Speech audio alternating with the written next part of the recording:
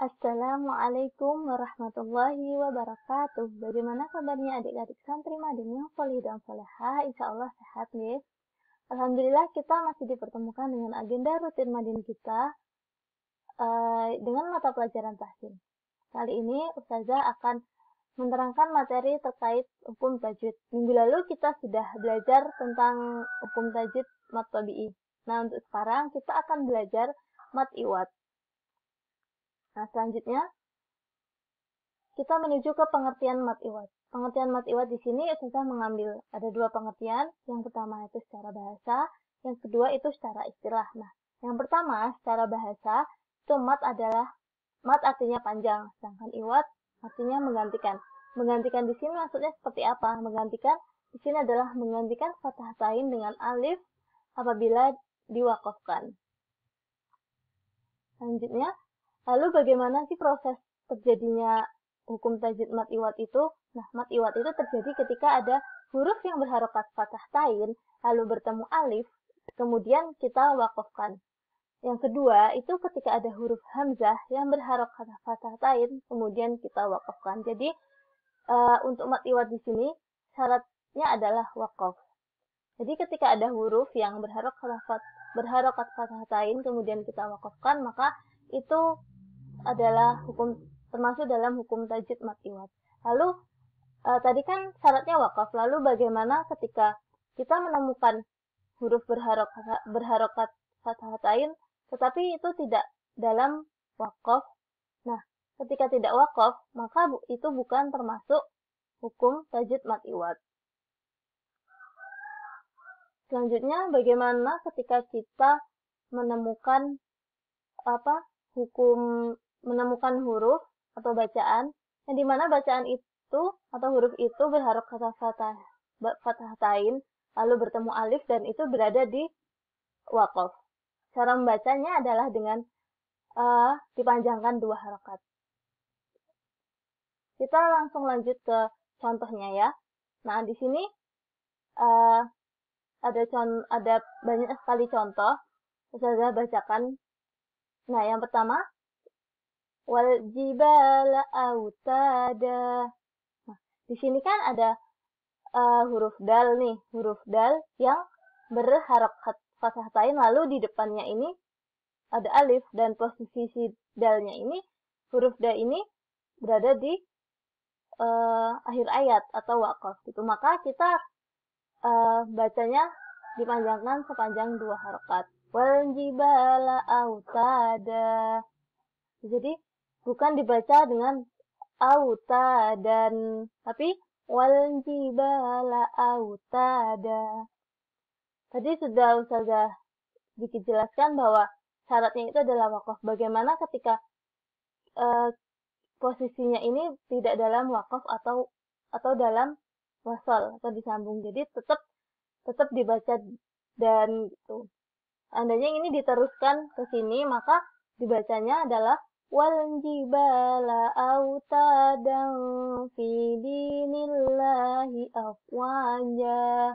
Seperti itu. Jadi ketika dia posisinya tidak dalam wakaf, maka itu tidak termasuk dalam hukum tajwid mad iwad.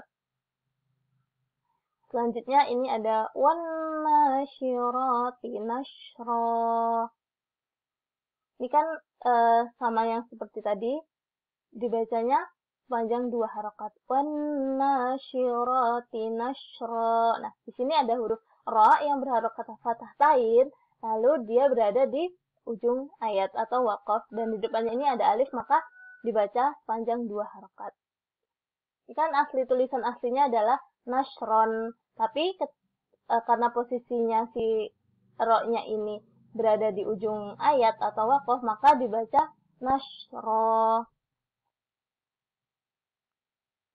Nah, di sini ada lagi nih, tadi yang hamzah, ketika hamzah berharokat fathah tain juga dibaca panjang dua harokat. Di sini rijalan katsiran wa nisaa.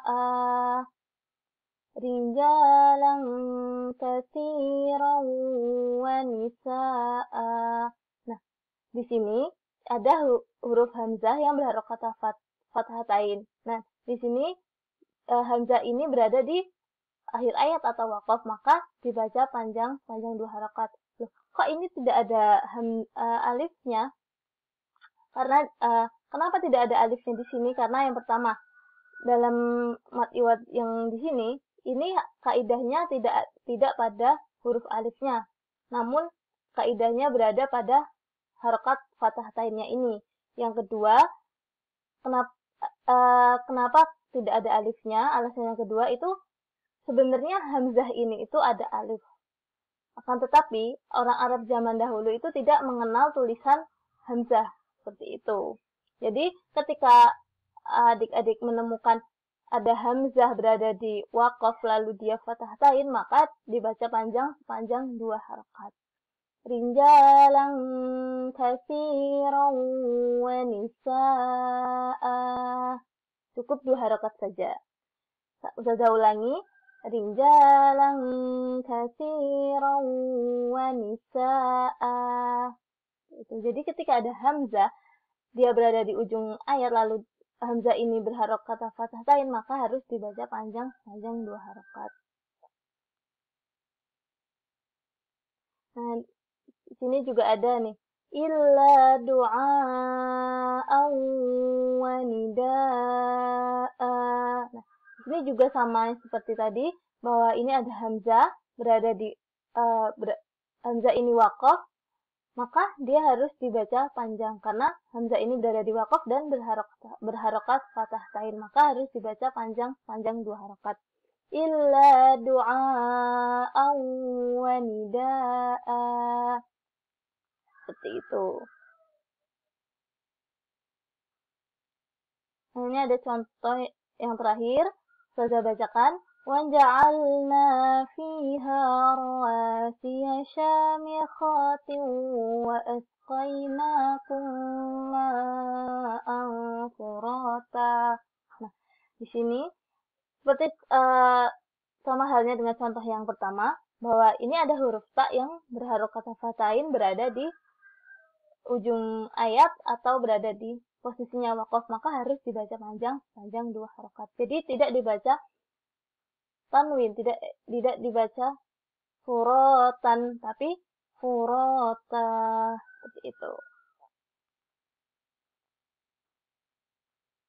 Nah, ini selain itu di sini ada catatan ketika adik-adik menemukan huruf ta marbutoh yang berharokat fathatain, dan apabila ta marbutoh itu berada di akhir ayat atau waqaf, maka dia tidak dibaca panjang, namun ta marbutoh ini dibaca sukun.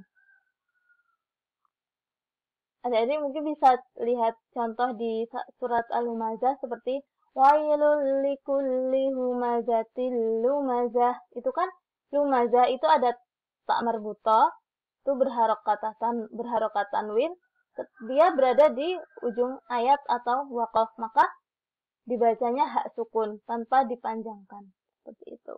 Karena huruf ta marbutoh sendiri itu bukan termasuk huruf mad iwad. Seperti itu. Mungkin untuk penyampaian materi pada hari ini cukup ini dulu. Mudah-mudahan bermanfaat. Apabila ada salah kata, saya mohon maaf. Wassalamualaikum warahmatullahi wabarakatuh.